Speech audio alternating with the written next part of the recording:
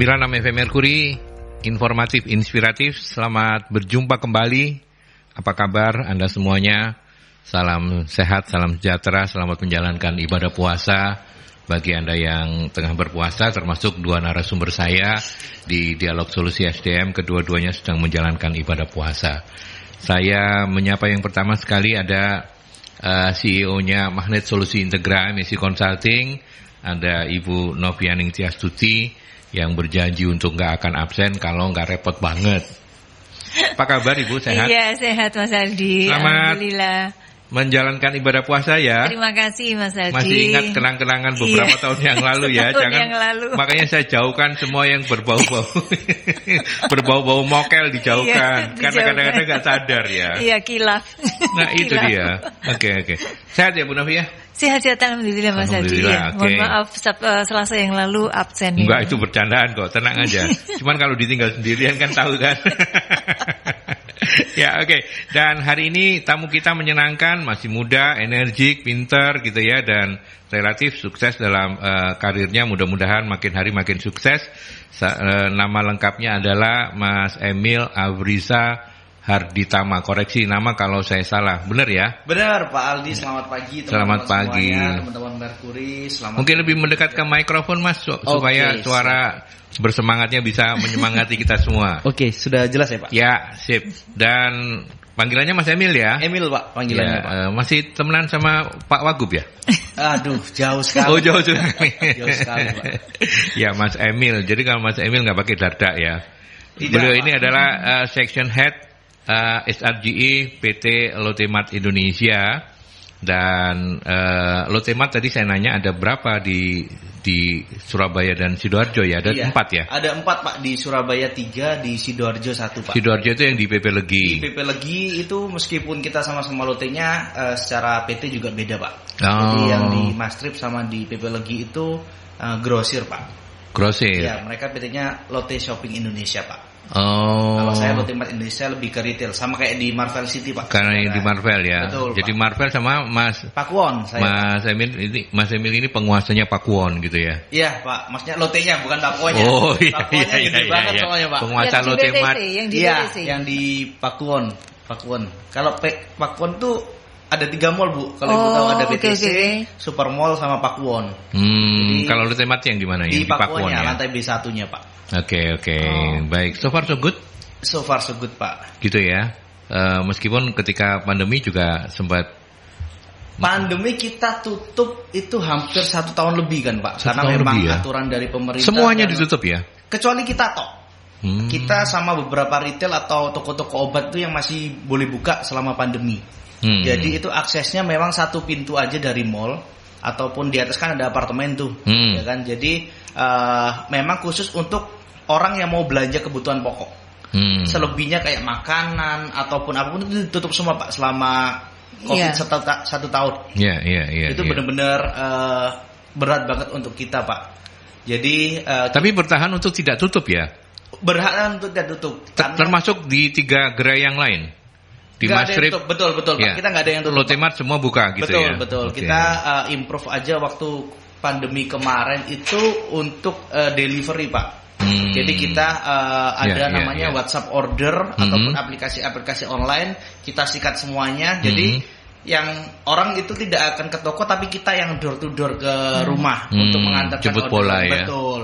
Khususnya di Surabaya Barat itu kan sensitif banget Pak isu-isu COVID waktu itu kan Pak. Jadi alhamdulillahnya di toko saya itu tetap ada penjualan Pak. Even itu tokonya tutup atau mallnya tutup Pak. Berarti sekarang sudah jauh lebih baik ya kondisinya ya? Udah mulai pulih Pak. Udah mulai pulih ya. Dari 2 tahun kemarin yang benar-benar terseok-seok. Iya kan, retail kemarin terdampak meskipun ya dia ini industri yang boleh tetap buka betul jalan, betul kan. Ibu. Kalau kita cek beberapa retail ataupun kompetitor dari perusahaan saya itu banyak yang sampai tutup kan. Yang salah satu retail tuh sampai tutup kan, yang beberapa tahun kemarin kan tutup kan.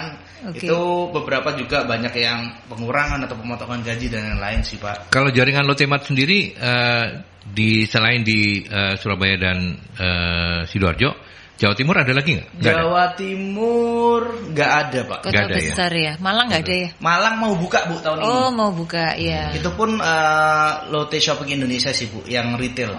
Yang grosir. Soalnya kalau Bu Novi ini Aremanita. Arek Malang asli. Ya.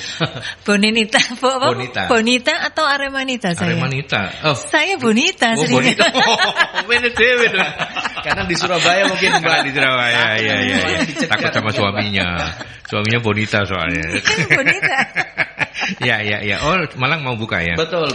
Soalnya ini kan high class Mas. Jadi memang nggak di semua kota ya bisa. Iya, kebetulan kita juga kan PMA juga dari Korea juga Bu.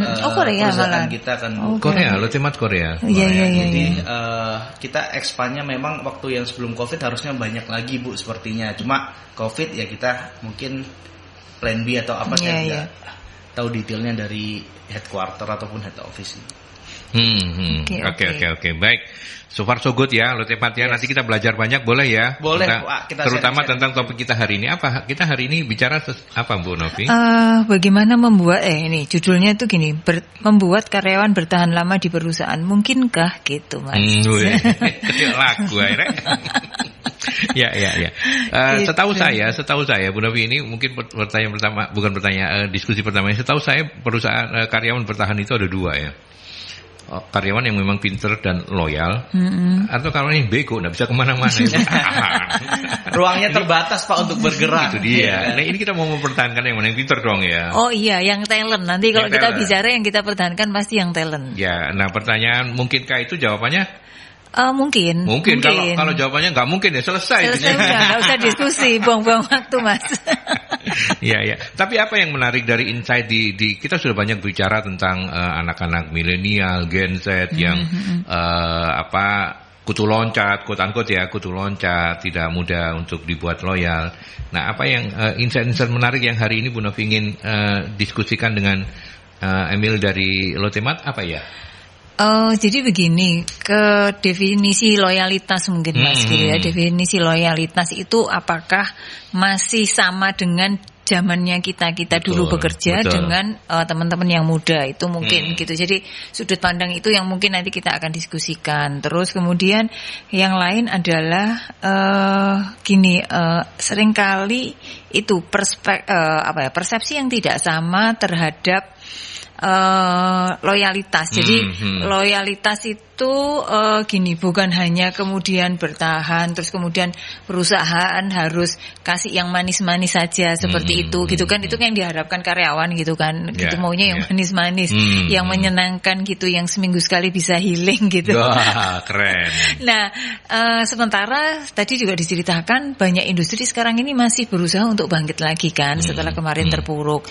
Nah, kan berarti kan ada strategi yang mungkin itu karyawan sekarang ini kan makin pinter Mas. Makin pinter tuh artinya akses untuk belajar, mendapatkan informasi, mendapatkan ilmu-ilmu baru itu banyak. Nah, kadang itu ini hal yang di luar yang kelihatannya wow itu kan tidak selalu ada di dalam perusahaan gitu kan gitu. Jadi seringkali ya itu tadi menjadi kayak bukan pertentangan ya, tetapi menjadi sesuatu yang sangat berbeda.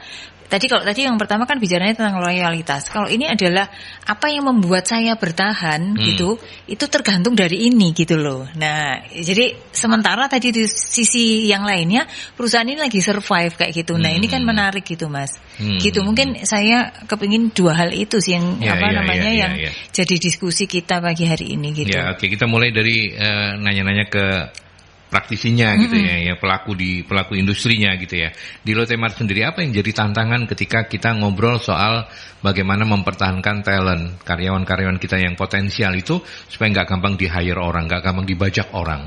Apa tantangannya dari pengalaman Mas Emil? Kalau yang tantangan yang pertama, untungnya Pak, 2 tahun ini kan kita pandemi Pak. Jadi beberapa perusahaan itu juga masih survive Pak. Mas Emil berharap pandemi terus gitu tuh? Enggak juga sih Pak. Jadi tantangannya sebenarnya sih yang pertama dari perusahaan saya itu udah cukup bagus Pak dari segi benefit Pak. Kita tidak ada pengurangan sepersen pun selama pandemi Pak. Oh, gaji kita bertahan utuh, ya? Iya, gaji kita utuh, THR kita pun utuh utuh dibayarkan. Selama pandemi. Even ya. itu tokonya tutup ataupun mallnya tutup, kita masih bertahan untuk itu. Jadi tidak untuk saat ini tidak. Ketika saya survei beberapa karyawan, saya sering ngobrol sama karyawan Pak saat waktu senggang. Misalnya saya office hour jam 8 sampai jam 5. Misalnya jam 3 saya udah selesai job desk saya, mungkin saya akan keliling Pak. Saya ngobrol gitu ke karyawan ya kan. Gimana Mas kerja di sini ya kan? Jawabannya juga mungkin akan sama, Pak. Saya mau nyari kerja di mana dengan kondisi yang lagi survive semua. Apakah saya akan gambling? Seperti itu sih, Pak. Jadi nggak ada tantangan. Bukan nggak ada tantangan. Tantangannya itu lebih ke karena duitnya lebih-lebih ya. Jadi tantangannya itu lebih ke ini sih Bu, mempertahankan karyawan itu agar lebih produktif aja sih Bu. Oke. Jadi Supaya kalau berkontribusi. untuk yang sampai yang itu, untuk saat ini saya belum dapat jawaban untuk itu Bu. Iya. Jadi di luaran itu sebenarnya kondisi untuk mungkin orang retail itu masih bagusan di Lotte sehingga nggak kepingin keluar ya, wes stay di sini aja. Ya nggak mungkin di retail lagi sih Pak. Iya. Ya. Karena kan kita belajar dari yang gede-gede juga bisa ambruk ya. Betul. Bahkan yang dulu yang gede banget yang itu gede banget. Ya, retail yang gede banget. Yang raksasa banget gitu. Kalau head to head jumlah Lotte mah kagak ada apa-apanya. Iya, betul. Akhirnya terpuruk juga. Iya, betul Pak. Ya. Itu sih Pak. Oke. Bu Novi dari yang kasusnya Lotte ini, Bu Novi melihat apa? Apakah memang ini istilahnya ini pengecualian karena memang mungkin pohirnya, curagannya itu duitnya banyak. Jadi dia nggak potong ini, nggak potong itu. Jadi tantangannya so far dia pede banget gitu ya.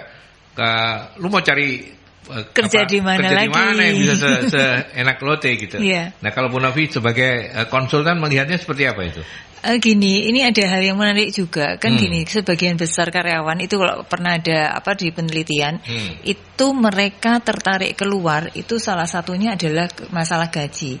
Dimana kalau mereka keluar itu bisa dapat kenaikan itu 20 bisa sampai 30% dari apa yang diterima, sehingga kan karena orang sudah bekerja lama, kebutuhan meningkat dan sebagainya, sehingga ketika kemudian ditawari 20% atau 30% lebih tinggi, ya mereka akan keluar gitu Mas. Sementara kalau misalnya mungkin di perusahaan intern gitu kenaikan itu tahunan mungkin hanya sekitar maksimal 5% lah. Seperti itu kan, seperti itu, sehingga tantangan tadi itu kalau yang di luar itu tantangan biasanya itu adalah itu salah satunya adalah masalah salary, peningkatan salary ini tidak dialami seperti artinya itu. Kalau kemudian kita generalisasi gitu ya, pengecualiannya Lotte Mart gitu. Bagi yang umum gitu ya, tantangan perusahaan sekarang ini untuk mencegah talent mereka tidak gampang keluar itu apa ya Bu Novi ya?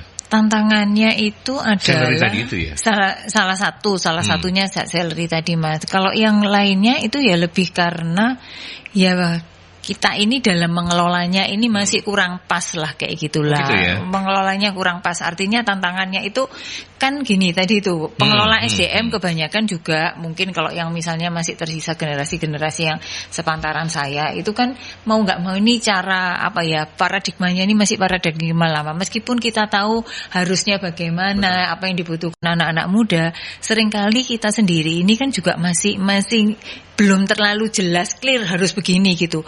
Di satu sisi bahwa misalnya saya seorang HR manager, ini bos saya ini kan pasti orang yang di atas saya gitu kan usianya. Jadi tuntutannya itu masih beda dengan kondisinya anak-anak sekarang yang kayak gitu. Ya, itu yang pernah kita diskusikan sebagai gap generation ya. Betul. Jadi misalnya saya ini HR manager gitu.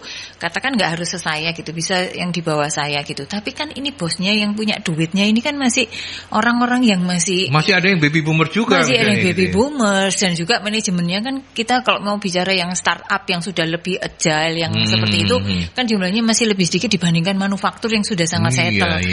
Itu kalau misalnya ini bicara di Apindo aja lah. Kita kalau lihat itu bapak-bapak pengurus yang mereka notabene owner perusahaan besar-besar itu ya di atas saya semua kebanyakannya. Jadi cara pandangnya mereka, cara melihat ininya masih dengan kacamata yang lama. Sehingga sebagai HR manager kita sendiri masih harus menyesuaikan maunya bos. Terus kemudian kondisi yang saat sekarang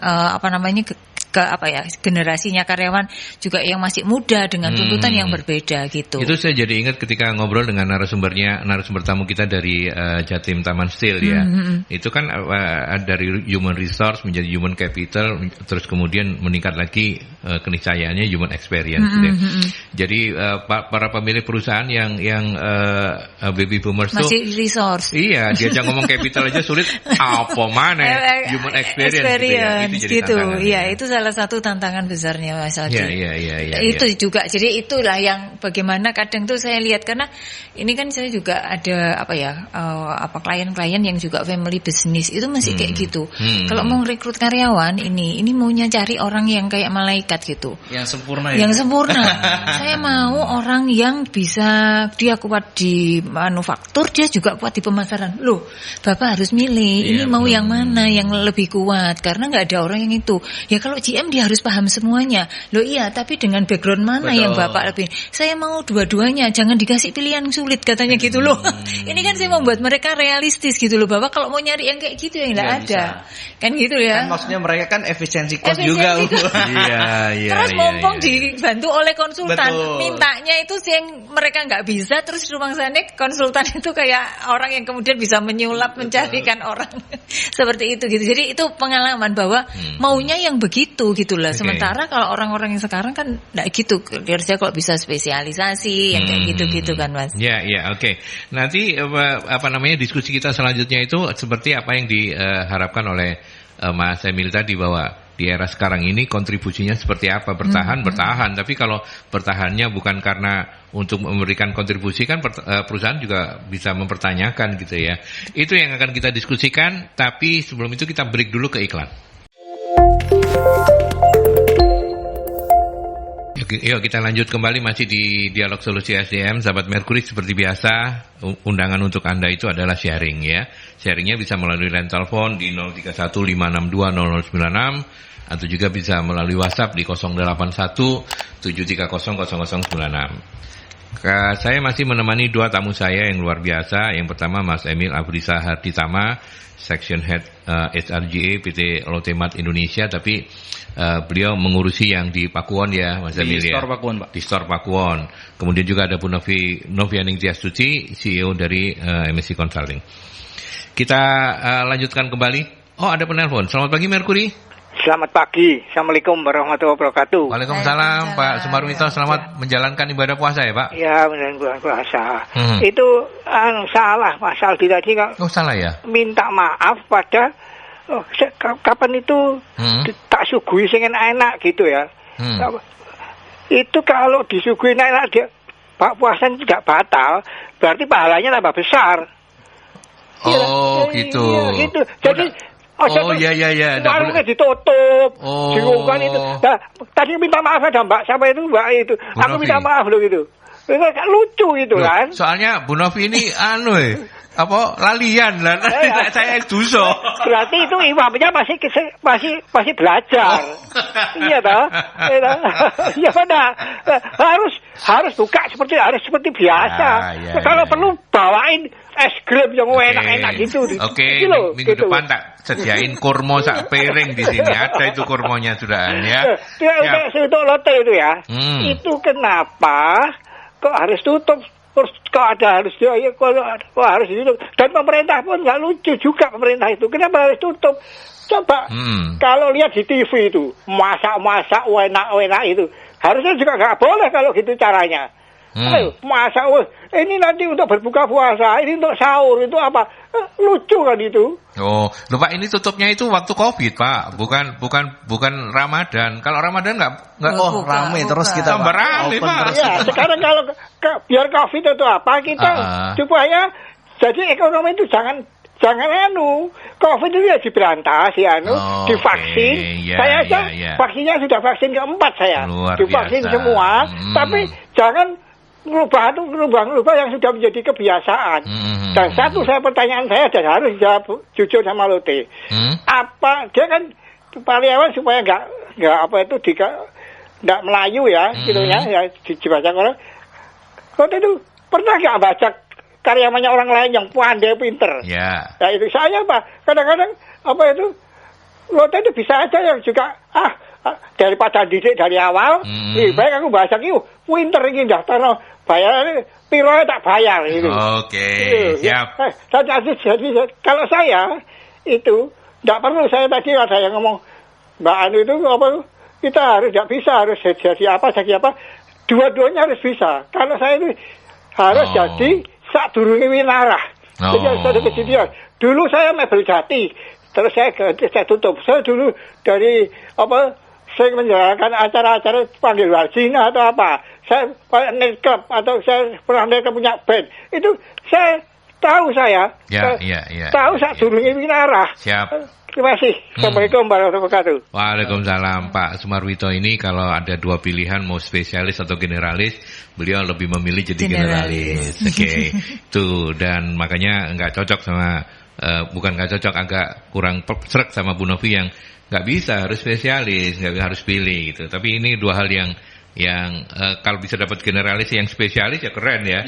Artinya generalis tapi masing-masing spesialis semua gitu ya. Itu yang diharapkan gitu ya, setengah dewa manusianya.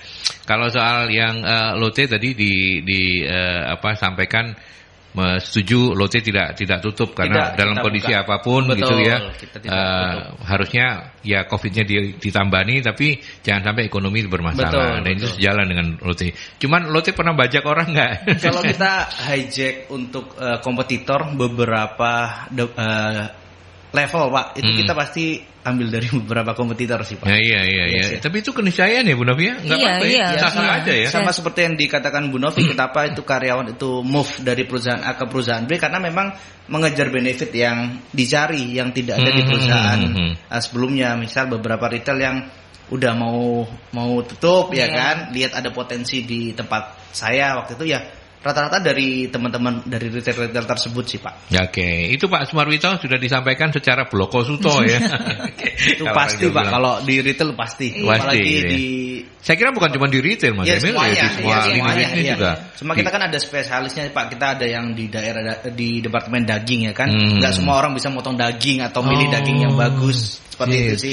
Buat roti atau masak itu kan butuh spesialis, teman-teman yang memang sudah ahli di bidang tersebut itu. Oke, begitu ya. Sekarang saya ke Bu Novi sebelum nanti kita tes ke praktisinya. Soal relevansi bertahan lama di suatu perusahaan dengan kontribusinya di era yang sekarang belum mudah seperti sekarang ini. Gimana Bu? Kalau dari tantangannya, kalau ini perusahaan pasti yang bertahan lama juga yang kontribusi gitu ya. Artinya sekarang pun misalnya banyak anak-anak muda yang tidak bisa bertahan dalam jangka waktu lama di perusahaan. Nah, itu buat manajemen sebenarnya itu juga tidak masalah selama dalam masa itu mereka memberikan kontribusi gitu. Jadi artinya sebenarnya memang mau bertahan sebentar mau bertahan lama ya kontribusi itu tetap adalah goal yang dicari gitu loh. Seperti itu. Jadi mau baik saya sebagai dari manajemen gitu, kalau saya maintain ya sudah selama dia dalam masa dia bersama-sama ya harus berkontribusi gitu. Kalaupun kemudian dalam tidak harus panjang waktunya ya oke, nggak apa-apa. Seperti itu. Nah, buat karyawan sendiri di satu sisi itu juga harus seperti itu.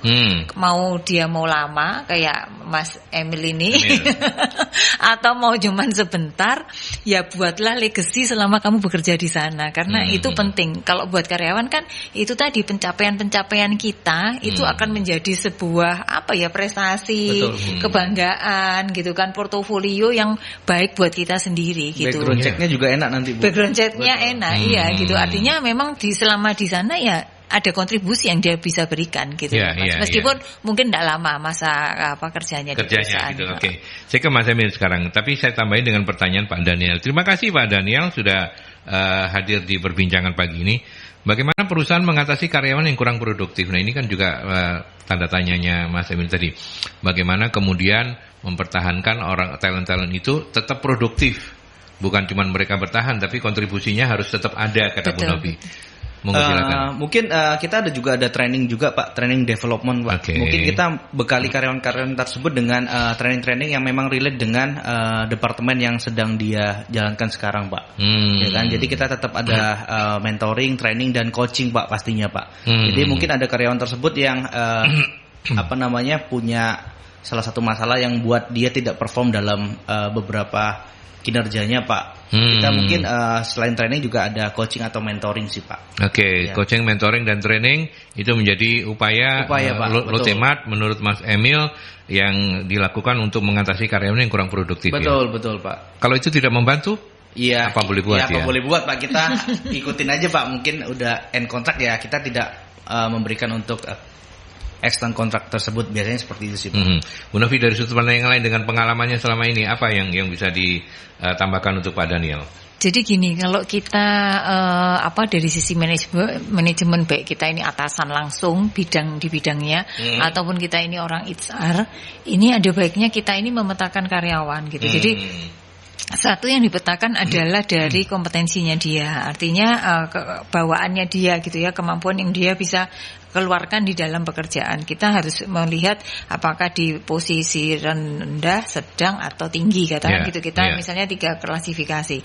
Terus di pekerjaannya, di hasil kerjanya itu kita lihat juga gitu, apakah dia di posisi rendah, sedang atau tinggi gitu, baik, kurang, cukup, baik kayak gitu. Nah, kita sama-sama ini. Jadi akhirnya kita jadi kayak memetakan ke dalam 9 box, Mas, kayak gitu. Nah, kalau dari itu kayak sumbu X dan Y itu kan kelihatan orang yang kompetensinya rendah, kinerjanya rendah. Nah, ini yang itu tadi yang mungkin Pak Daniel tadi sempat. Apakah orangnya di sini atau orang yang sebenarnya secara kompetensi ini dia sedang, terus kemudian kinerjanya yang rendah. Atau tadi itu agak ekstrim ya, kompetensinya sebenarnya tinggi, orangnya punya kemampuan, kelihatan cemerlang kayak gitu. Tapi kalau suruh kerja kok salah terus, gak pernah capai target, kayak gitu, stok selisih terus misalnya. Nah, itu kita lihat juga. Ini sebenarnya apa? Nah, itu sebenarnya kita mesti klasifikasikan. Nah, kalau yang tadi itu yang orang tidak produktif, itu tidak produktif itu kan artinya kalau kita melihat kinerjanya yang rendah. Nah, dia itu kinerja rendah, kompetensi rendah, atau yang kinerja rendah tapi sebenarnya kompetensinya tinggi. Karena treatmentnya agak beda. Kalau yang itu tadi bisa di coaching, kemudian bisa di mentoring yang tadi itu. Tapi kalau yang sudah kompetensinya rendah, kinerjanya rendah, ya itu yang namanya itu deadwood gitu atau kayu mati gitu, Mas. Tinggal nunggu waktu aja, Bu. Tinggal nunggu waktu kayak gitu. Jadi biasanya kayak gitu kan hukum alam. Biasanya dia kepleset, Bu, ngelakuin kesalahan apa yang melanggar aturan perusahaan ya udah kita bisa apa? Karena kayu mati ya ditebang aja. Ditebang gitu. Bahasanya keren semua perusahaan seperti itu sih. Iya. Oke.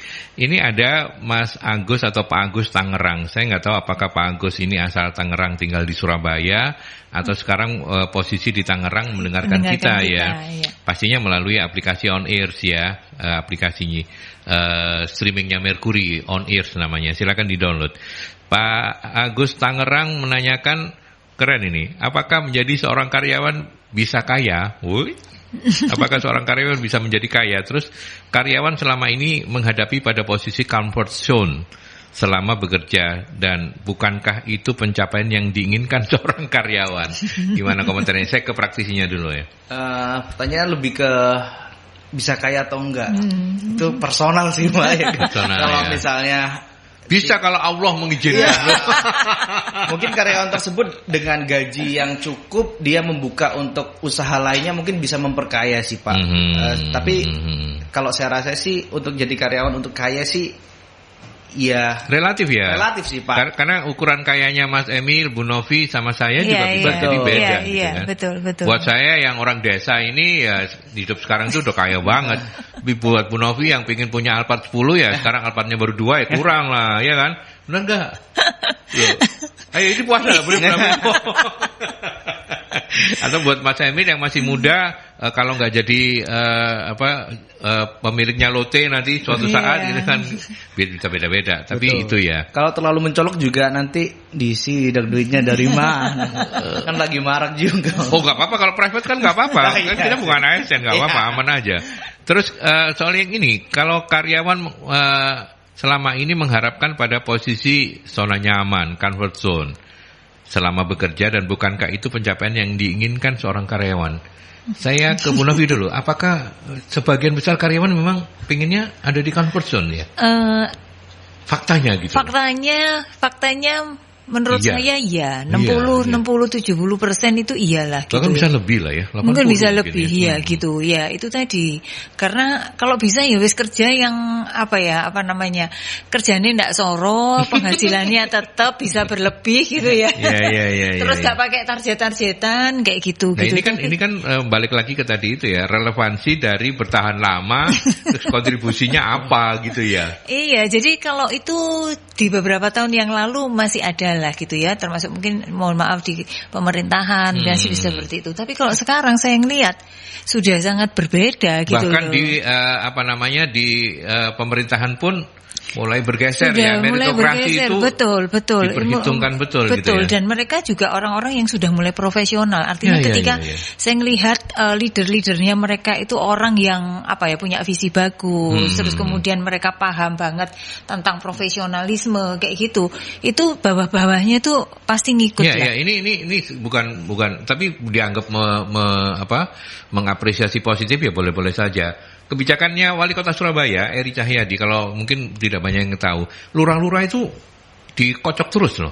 Artinya tidak ada satu lurah yang gitu. Supaya mungkin dia tidak di zona nyaman di wilayah, karena dia kan jadi penguasa wilayah di level jadi raja kecil gitu ya. Supaya nggak muncul raja-raja kecil sama Cak Eri dipindah. Teman-teman saya yang pembina UMKM, setelah kita ada di rumah UMKM kita jadi tahu, berkenalan dengan beberapa Pak Lurah yang ketemu lagi sudah di kelurahan ini, nanti di mutasi ini gitu. Mungkin itu juga ya. Seperti itu. Jadi ya mungkin itu tadi kepinginnya begitu, tapi mana ada sih gitu loh Mas.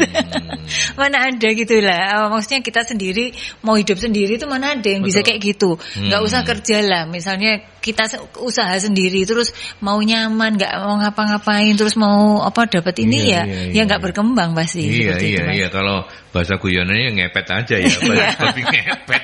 Sekarang saya ke praktisinya Mas Emil. Mas Emil, kalau di perusahaan selama ini karena Anda di HR ya, itu kan bisa melihat apakah memang benar tengarai saya dan Bu Novi bahwa 80% karyawan tuh memang pengennya ada di zona nyaman, ya mau dinilai produktif nggak produktif EGP gitu kalau dari versi karyawan. Gimana pengamatan Anda? Iya sih Pak, untuk saat ini benar kata Bu Novi tadi ya kan, artinya ya karyawan tuh yang dituju ya itu tadi, saya bisa kerja sesuai dengan apa yang saya bisa, ya kan. Kontribusi yang saya kasih untuk perusahaan itu tidak terlalu nggak oke banget, itu tetap produktif ya kan, so-so lah ya kan, dengan benefit dan semua fasilitas yang didapat untuk saya dan keluarga misalnya kan seperti itu. Saya rasa sih rata-rata yang bisa bertahan di atas 5 tahun sih karena comfort zone itu sih Pak, ya kan, karena memang tujuannya itu ya kan, apalagi teman-teman yang mungkin berkarirnya dari lulus SMA sampai dia bisa sampai selama sekarang ya, dia mau bergerak pun juga susah Pak. After pandemi ini mau nyari kerja di mana yang benefitnya sama seperti yang saya dapat sekarang, seperti itu sih Pak. Beda seperti untuk yang Gen Z yang dia lebih agile untuk saya punya beberapa potensi di diri saya coba eksplor sana sini, apalagi usianya yang jauh lebih muda mungkin akan lebih mencoba-coba itu sih Pak. Nah kalau kemudian sahabat-sahabat Merkuri juga punya pengalaman yang sama, mungkin ingin belajar dari pengalaman Mas Emil, bagaimana kemudian mengusik comfort zone ini supaya mereka tetap bertahan di perusahaan kita tapi produktif, mereka nggak enak duduk di kursi nyamannya aja gitu, nggak di PW terus gitu, posisi enak terus. Apa kalau solusinya? di kita sih ada ini sih Pak, mutasi internal sih Pak, mungkin kayak dipindah. Sama ya, sama kita sama Pak. Dengan bahkan saya juga merasakan itu sih Pak, di karir saya selama bekerja di Lotemat ini sih Pak. Jadi kita coba potensi-potensi baru yang dimiliki karyawan untuk mengeksplor Pak. Jadi karyawan tersebut kaya akan ilmu Pak. Jadi bekerja bukan hanya ngejar benefit gaji dan lain-lain, dia mengeksplor dirinya aja sih Pak. Seperti itu kurang lebih Pak, untuk tidak stuck di comfort zone tersebut. Ya. Sebelum ke iklan ini saya melanjutkan, ada barusan masuk lagi Mas Agus Tangerang. Kalau nanti pertanyaannya banyak, jadi narasumber aja ya. Supaya bisa bercanda. Apakah hanya seorang karyawan yang punya visi dan misi dan berpendidikan tinggi ketika sedang berada di posisi comfort zone resign? Artinya ya mereka yang memang kepingin maju itu resign gitu kira-kira ya. Padahal kan karyawan comfort zone gitu kira-kira maksudnya ya.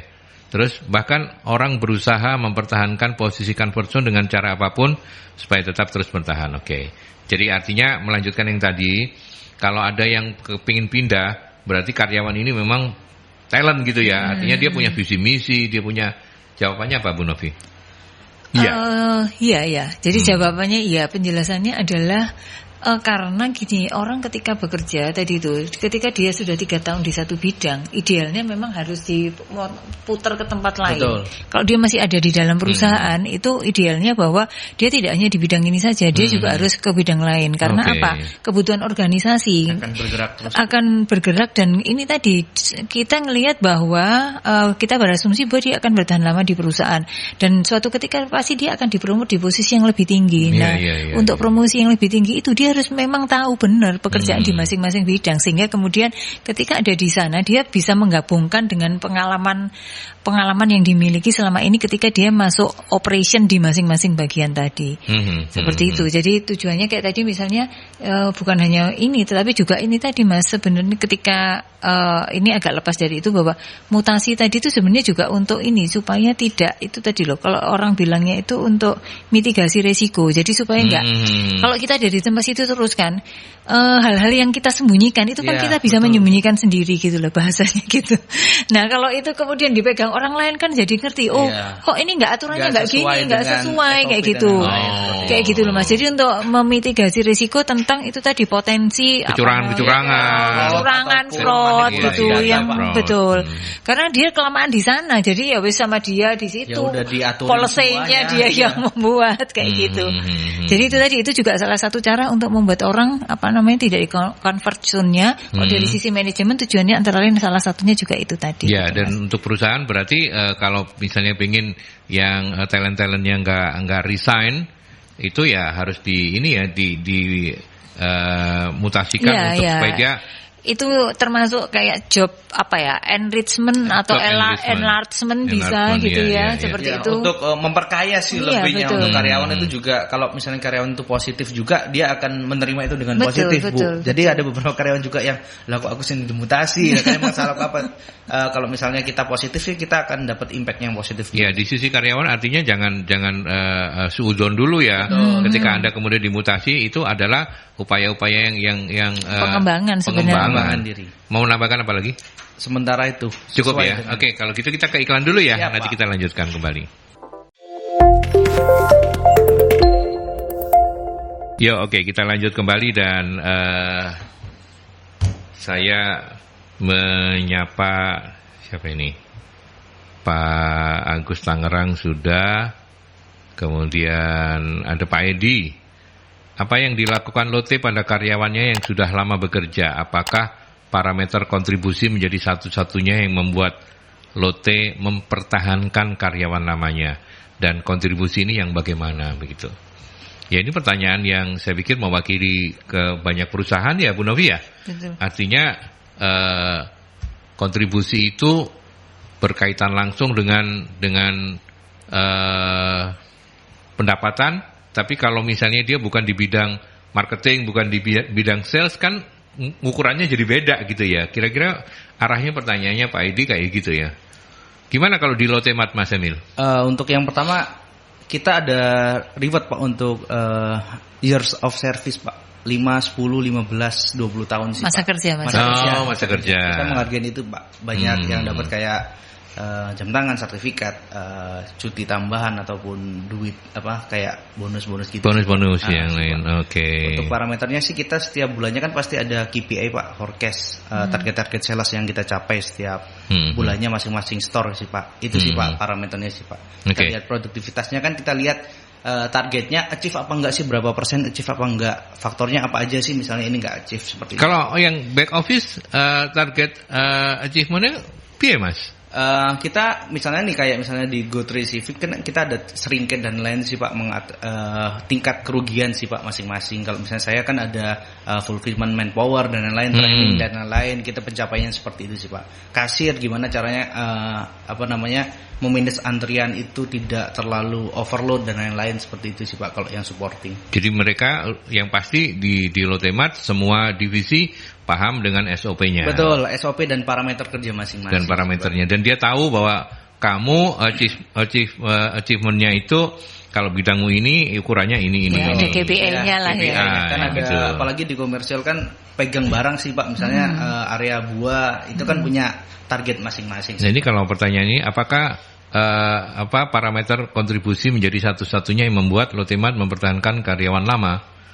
Saya kira mau nggak mau, suka nggak suka, jawabannya harus iya ya. Iya. Karena kan kita memang bekerja dengan target itu sih. Nah, ketika bicara soal kontribusi yang bagaimana, tadi itu sudah dijelaskan bahwa Bu Novi mau mempertegas untuk memberikan masukan untuk Pak Aidi. Iya, jadi kan gini, kalau kita bicara kontribusi itu kan narik awalnya, turunnya bisa menjadi kontribusi itu kan sebenarnya dari target perusahaan gitu kan. Target perusahaan atau target organisasi, gampangannya misalnya omsetnya jadi berapa angka rupiahnya kayak gitu.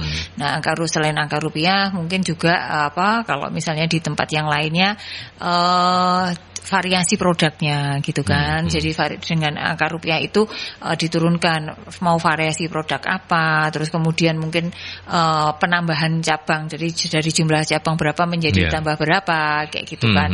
Terus kemudian juga mau punya orang yang seperti apa gitu kan, yang bisa mencapai pencapaian itu. Nah, dari sanalah kemudian kan diturunkan itu tadi, akhirnya menjadi kayak semacam KPI di mana itu adalah cara untuk memastikan bahwa apa yang sudah ditetapkan di atas tadi itu bisa dicapai sehingga goal-goalnya itu nyundul ke atas gitu loh Mas Aldi. Kayak gitu. Jadi sebenarnya KPI itu tadi sebagai salah satu ukuran kontribusi, karena itu tadi mau ngelihat kontribusinya itu seberapa, yaitu tadi nariknya dari atas, dari tujuan perusahaannya, terus kemudian di breakdown ke masing-masing bagiannya seperti itu. Termasuk kalau tadi itu orangnya misalnya di SDM sendiri. Nah, SDM mesti dilihat nih masing-masing cabang misalnya kebutuhan orangnya sekian gitu ya, terus biaya tenaga kerjanya berapa. Nah, itu bisa maintain enggak di sana gitu. Karena itu kan sudah istilahnya sudah dibuat di dalam kayak perancangannya mereka, di budgetingnya mereka, misalnya dengan unit yang ini dengan omset sekian, biaya-biaya yang ini ya apa, termasuk kondisi SDM-nya harus seperti apa kayak gitu. Ya. Dari pertanyaan Pak Aidi ini saya terinspirasi untuk menyampaikan bahwa agar fairness, maka semua divisi harus jelas ya, KPI-nya jelas, SOP-nya jelas, supaya menjamin nggak ada like and dislike seolah-olah begitu ya. Objektif lah gitu, objektif karena ada ukurannya yang jelas. Itu. Ya, karena kalau nggak jelas ya memang agak sulit ya. Betul. Kalau di Lotte seperti apa Mas? Jelas ya? Kurang lebih jelas semua sih Pak. Semua ada angkanya juga sih Pak yang harus kita presentasikan mungkin sama GM saya untuk meeting weekly sih Pak. Kita nih belum capek nih kayak gitu sih Pak. Targetnya apa, plannya apa, ayo strateginya seperti apa. Untuk teman-teman event saya pun saya kadang bantu juga Pak di kasir Pak kalau misalnya rame. Bukan misalnya rame. Jadi ngasir gitu maksudnya? Yes. Oh gitu. Ya memang dituntut untuk seperti bisa, itu. Ya. Untuk supporting, karena memang kita harus sama-sama ngejar target yang diminta sama perusahaan. Saya rasa sih itulah support kita untuk masing-masing departemen sehingga kita dapat mencapai target bersama-sama sih Pak. Kalau di Lotemat yang di Pakuan sendiri yang dibawa Mas Emil, ada berapa SDM-nya? Kurang total lebih sih 83 Pak. 83 cukup banyak ya, cukup besar. Cukup besar sih Pak. Ya, oke. Bu Novi, kalau di perusahaan jasa gimana ya cara untuk mengukur achievement atau KPI-nya gitu ya? Karena kalau di manufacturing kan lebih gampang ya. Omsetnya naik gini gitu. Kalau di paling bidang gampang jasa ini nilai nilai komplain, jumlah komplain. Terus mungkin kalau misalnya ini juga delivery, ketepatan deliverynya, terus mutu yang di delivery, yang kayak gitu Mas. Seperti itu. Jadi kalau misalnya jasa kayak gitu, lebih ke itu tadi ya yang disesuaikan dengan kondisi bisnisnya gitu. Terus ya itu tadi delivery, terus jumlah komplain, terus target-target yang ditentukan di awal sih. Iya. Kalau jasa ya yang lainnya tadi masing-masing bagiannya kan ada Mas Aldi. Ketepatan delivery, mutu biasanya itu. Ya. Gitu. Mas Emil mau menambahkan soal ini? Udah cukup, Pak. Udah cukup ya? Cukup, Pak. Agak sungkan ya sama senior ya. Kurang lebih sih garis besarnya sama seperti itu sih, Pak. Masing-masing perusahaan juga sama. Iya, oke. Nah, kalau kemudian pertanyaannya adalah faktor apa saja yang membuat karyawan bertahan di perusahaan dalam jangka waktu yang lama? Pengalaman Anda apa? Salary satu-satunya? Salary, benefit, kesehatan, Pak. Bonus. Itu sih Pak, reward yang kayak misalnya years of service kayak tadi Pak, itu kan karena karyawan itu dihargain di situ Pak, ya kan. Artinya selain itu kan kita juga ada monthly general briefing namanya Pak. Jadi setiap bulan kita ada best employee kayak gitu sih Pak. Kayak gitu-gitu sih Pak. Jadi triggernya cukup banyak ya. Triggernya cukup banyak sama ya. Lingkungan kerja yang cukup support ya kan, mulai dari komunikasi sama atasan ataupun dengan benefit-benefit yang ada di perusahaan juga sih Pak. Ya, Bu Novi, masih ada yang belum disebut oleh Mas Emil? Iya, nanti soalnya ini menjaga-jaga kalau ada yang tanya, ya kalau duitnya cukup ya untuk ngasih yang itu tadi, misalnya ada yang tanya gitu ya. Iya. Semuanya sama kan. Yeah. Betul, Mas Emil dengan frame of reference Lotemat seperti itu. Iya. Nah, kalau yang ini kan bisa kita dengan ini tadi lah program pengembangan yang kita bisa berikan kepada karyawan ya Mas gitu ya. Jadi supaya karyawan juga nggak merasa bahwa kalau saya kerja di sana stuck gitu, cuman itu saja gitu. Tetapi dia juga punya kesempatan untuk menambah ilmu baru. Kalau misalnya pun organisasinya nggak gede, itu tadi dia tetap pekerjaannya merasa kaya, tetap kemudian training dibayarin sama perusahaan untuk develop dirinya kan Bu, bisa seperti gitu, itu untuk pengembangannya mereka. Terus kemudian juga tadi itu ada kesempatan untuk mereka mengekspresikan kemampuannya gitu, diberikan kepercayaan untuk tugas-tugas yang baru, yang menantang gitu. Nah, itu kalau misalnya yang bisa dilakukan manajemen gitu. Sama karir path mungkin Pak. Jenjang karir. Ya, itu penting juga ya penting.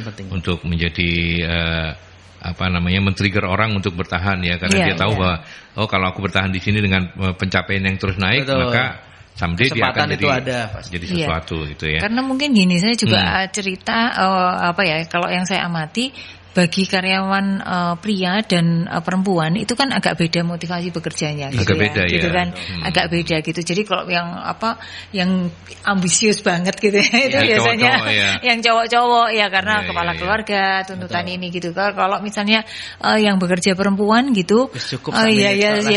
Pokoknya karena dia punya anak gitu kan, masih kadang anaknya sakit ngurus anak. Jadi buat dia ya pekerjaan yang nggak harus terlalu challenging, tetapi kebutuhan dia yang lain masih tetap bisa dipenuhi, di handle lah kayak gitu. Ya, dulu saya sama teman-teman sering mengatakan, kalau cewek mah gampang, tutup buku buka terop. Artinya dia dinikahkan gitu ya. Nah, ini sebuah keniscayaan gitu ya. Ada beberapa perusahaan yang masih mempertahankan karyawan lama yang sudah atau kurang produktif. Nah, kalau misalnya masih terjadi seperti ini, apa nasihatnya? Bagaimana menyikapinya? Bukan tidak mungkin, ini masih ada loh, ya. Masih ada. Kemarin saya ketemu klien yang masih begitu, Mas. Gitu ya. Nah, karena apa dan kemudian bagaimana? Apa nasihat yang harus disampaikan dalam diskusi ini? Iya, jadi itu karena satu ada yang sebelumnya itu karena menghargai ya, gitu ya kan. Udah lama dihargai, dulu ikut papahnya merintis kayak gitu, ikut terus empongnya juga gitu. Katanya papahnya wis gak usah diapa-apakno, wis biar aja di situ, dia mau ngantor kerjaannya wis gak usah diutik-utik gitu. Di radio juga ada yang gitu, radio daerah biasanya kayak terus. Iya gitu. Jadi udah wis gak apa-apa, wis pokoknya gak usah diutik-utik, wis pokoknya selama dia enggak ganggu, ya sudah, dia mau jalan-jalan kemana-mana enggak apa-apa gitu. Jadi sebagai salah satu penghargaan lah gitu ya kepada mereka yang berjasa gitu. Tetapi ya itu tadi, ya sudah, kalau yang itu sudah case-nya pokoknya dia jangan dikasih operation gitu, ya sudah dikasih aktivitas yang masih relevan dengan yang masih dia lakukan gitu, selama bahwa dia tidak mengganggu gitu kan Mas tadi gitu. Enggak mengganggu maksudnya ya sudah enggak cawe-cawe ke operation lagi gitu loh. Dan diberikan pengertian. Lalu kalau misalnya ada yang seperti itu tapi mungkin sudah kalau yang kemarin itu malah sudah ketahuan ini ada beberapa fraud yang dia lakukan, terus kemudian banyak program-program yang dia ini sendiri enggak terlalu support report kayak gitu. Tetapi karena dianggap dia banyak tahu gitu. Kok tadi lama mungkin ada kontribusinya besar, kok ini dia dianggap banyak tahu di perusahaan. Nah, ini saya ya masih agak tanda tanya juga. Banyak tahu tapi ada sedikit ya hal-hal yang tidak sesuai, tapi kok dipertahankan. Nah, ini kalau saya ngelihat karena kemarin itu direkturnya yang pegang adalah generasi ketiganya itu masih muda gitu. Jadi mungkin dia butuh orang yang bisa tahu banyak, yang bisa support dia. Sehingga kalau misalnya orang ini nggak ada gitu, dia takut informasinya kurang gitu loh Mas Aldi gitu. Jadi ada yang seperti itu. Ini masih muda, jadi nggak rela untuk melepaskan karena dianggap tahu banyak hal kayak gitu. Kayak gitu. Nah, pengendaliannya tinggal kalau seperti itu berarti pengendaliannya gitu. Tapi ini jangan dianggap sebagai sebuah anomali ya, yang artinya tidak mungkin bisa diterapkan di semua perusahaan. Betul. Masih ada fenomena-fenomena kan gitu kan. Masih ada fenomena-fenomena seperti itu. Dan ketika sudah kedekatannya seperti ini, nggak bisa ngomong ini benar salah ya. Iya. Menyalahkan founding father itu kan kualitasnya luar biasa gitu kan. Perusahaannya bisa bertahan juga karena itu gitu ya. Tapi Mas Emil mungkin dari sudut pandang yang lebih muda gitu, menyikapi kondisi yang kayak gini gimana menurut Anda? Saya sih secara personal belum pernah Pak, cuma dengar dari beberapa cerita dari teman-teman HR juga ya kan, mungkin sama yang disampaikan Ibu tadi ya kan, kurang lebih yaitu perusahaan tersebut membutuhkan informasi lebih karena mungkin generasi-generasi sebelumnya belum ada nih Bapak ini tapi udah ada dulu ya kan. Ya sejauh itu tidak mengganggu dan fraud atau ngelakuin kegaduhan sih. Mungkin ya selama dia dikit lagi pensiun mungkin kan seperti itu Bu kan, dikit lagi pensiun dikit lagi ya kan. Itu ceritanya sebenarnya sudah pensiun tapi diperpanjang. Gitu. Kalau dari saya sih ya dilihat dari kebutuhan organisasi juga sih Pak. Dilihat dari kebutuhan organisasi. Betul. Kalau misalnya di perusahaan yang tidak membutuhkan itu, saya rasa ya mungkin udah dikasih kompensasi, ya udahlah Pak, kita udah mau move seperti ini ya kan, daripada Bapak capek-capek nggak bisa ngikutin sistem kita udah baru, Bapak juga tidak bisa mengikutin, mungkin selesai di detik itu juga mungkin Pak. Gitu ya. Sama mempersiapkan Mas Aldi, maksudnya ya kita sudah harus nyiapin kadernya dia. Betul. Gitu, harus develop kader supaya kemudian ya itu tadi sewaktu-waktu nggak tahu karena apa kita bisa lepaskan gitu. Ya sudah ada orang yang itu tadi paling nggak itu backup betul. Backup ya, oke, baik. Sebagai closing statement dari masing-masing narasumber, saya pilihkan pertanyaan, kalau karyawan yang sudah lama bekerja seringkali sulit untuk mengikuti perkembangan baru, bagaimana menyikapinya? Mulai dari Mas Emil, nanti dilanjutkan oleh Bu Novi. Gimana Pak tadi Pak? Karyawan-karyawan yang sudah lama bekerja itu biasanya seringkali ya, ini kecenderungannya kayak gitu ya, seringkali sulit mengikuti perkembangan. Oke. Nah, terus bagaimana menyikapi itu? Ini sebagai closing statement sekaligus mungkin penegasan dari yang barusan Anda sampaikan juga tadi ya. Oke. Kalau dari saya dan pengalaman saya sih, memang kita dipaksakan Pak untuk bisa Pak, ya kan? Untuk di beberapa tempat saya ataupun di tempat saya itu yang orang-orang yang lama yang event itu HP-nya cuma buat WhatsApp, sekarang kan udah training pun kita ada linknya Pak. Sekarang ya dipaksakan memang untuk bisa Pak. Dipaksakan untuk bisa. Kalau misalnya nggak bisa, itu akan apa ya Pak ya, namanya hukum alam ya, kalau nggak bisa ngikutin ya udah selesai dengan sendirinya sih Pak. Selesai dengan sendirinya. Ya kan? Tapi kita sebagai HR juga memberikan ruang untuk training Pak. Oh caranya seperti ini, memang agak sulit untuk coaching teman-teman yang udah senior ya kan Pak, bahkan lebih tua dari HR-nya atau dari saya kan Pak. Jadi ada nggak karyawan yang kalau di Rotematnya ada banyak Emil, ada ya? Banyak Pak. Oh banyak ya? Banyak Pak. Oh enggak apa-apa, curhat yang banter enggak apa-apa. Ya jadi gap-nya juga nggak terlalu jauh juga sih Pak. Karena kan untuk di perusahaan saya so far tapi masih so good ya. Artinya tidak jadi jadi yang isu yang banget sih Pak. Iya, tidak jadi gandoli banget ke pekerjaan. Jadi kisaran umur 35 sampai 45 lah Pak, masih segituan, masih sangat bisa masih muda untuk bisa kita ajarin dengan baik sih Pak. Jadi ada beberapa dari teman-teman dari daerah yang mungkin tidak asing dengan hal-hal yang baru, mungkin itu yang kita harus extra effort untuk memberikan agar karyawan tersebut bisa mengikuti itu sih. Tapi kalau ataupun misalnya mentok-mentok karena the show must go on, ya apa boleh buat Pak. Jadi memang kalau saat itu juga katanya tadi ya, luar biasa dipaksakan Pak. Jadi kan kita harus ngikutin dari pusat juga sekarang udah nggak mau tahu lah ya. Yang penting pencapaiannya seperti apa gitu ya. Yang lebih senior mungkin lebih wise. Semoga silakan Bu Novi. Intinya tetap ada upaya-upaya pengembangan karyawan tersebut. Gitu. Harus dimulai dengan itu. Harus. Gitu, artinya kita sudah ada upaya untuk mengembangkan mereka. Seperti kemarin itu saya juga di Jakarta itu ada orang yang ikut pelatihan administrasi perkantoran yang megang komputer aja enggak pernah. Gitu. Jadi tugasnya ASN ini ya tapi ya. Iya, ASN betul. Dia tugasnya itu lebih nganter-nganter surat, apalah, ke fotokopi yang kayak gitu. Jadi enggak pernah megang komputer gitu.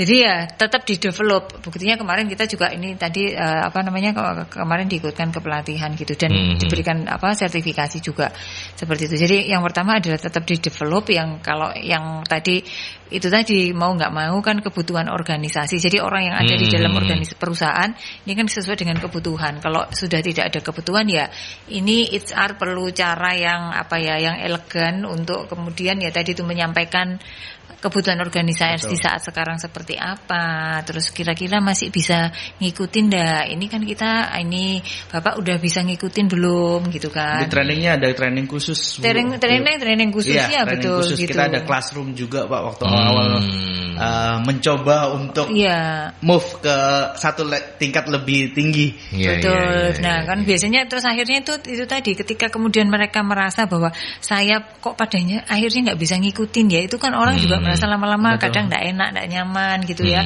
Ya sudah kita tawarkan aja misalnya uang pisah apalah kayak gitu untuk supaya kemudian sama-sama happy gitu Pak. Karena kalau enggak nanti cepet tua Isa. Ya kasihan HR-nya gitu ya. Oke, itu akhir dari diskusi kita. Banyak hal yang sudah bisa Anda dapatkan dan silakan nonton berulang-ulang juga kalau Anda tertinggal sahabat Mercury yang mendengarkan melalui siarannya Mercury 96 FM. Ya, Anda bisa nonton ulang nanti di akun YouTube-nya Mercury. Jangan lupa subscribe ya di Radio Mercury 96. Oke, Bu Novi, apa kegiatan MSI nanti Jumat bulan puasa ini? Ya bulan puasa kita tetap aktif Mas seperti tetap biasa. Aktif ya? Ya tetap aktif gitu. Iya, ngejar setoran terus ini. Oh iya, kejar setoran mau THR-an soalnya. Iya. Nanti gak bisa bayar THR. Ya, betul. Oke, Jumat 31 Maret ada yang webinar series yang tentang PR yang bersama dengan Mercury. Itu nanti pembicaranya adalah Pak Indra Zulkarnain, manajer senior humas dari SKK Migas perwakilan Jabanusa. Gitu. Terus kemudian Sabtu ini April ini karena pelatihannya kita berhenti dulu karena puasa mau deket Lebaran, banyak hari-hari tidak efektif sehingga kita baru mulai lagi nanti pelatihan di Mei Mas. 6 Mei itu untuk PR, 20 Mei untuk MSDM dan 26 Mei untuk sekretaris gitu. Kalau Anda agak sulit untuk mengulang-ulang, saya kasih nomor saktinya saja ya. Iya, betul. Supaya kapanpun Anda mau pengen tahu perkembangannya MSI bisa ke 0811 340 5557. Meskipun ada juga ada website, ada akun-akun sosial media ada ya. Yang lain ada. Alamatnya sama semua ya? Alamatnya sama, Magnet Solusi Integra. Mau IG, mau YouTube, mau Facebook, sama semua. Sama semua ya, atau website juga sama? Websitenya msi-indonesia.com. msi-indonesia.com. Oke, pokoknya itu aja deh.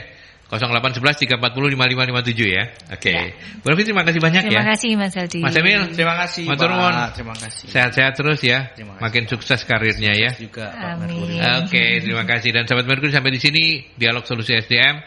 Kita ketemu dalam dialog dengan tema yang berbeda minggu depan.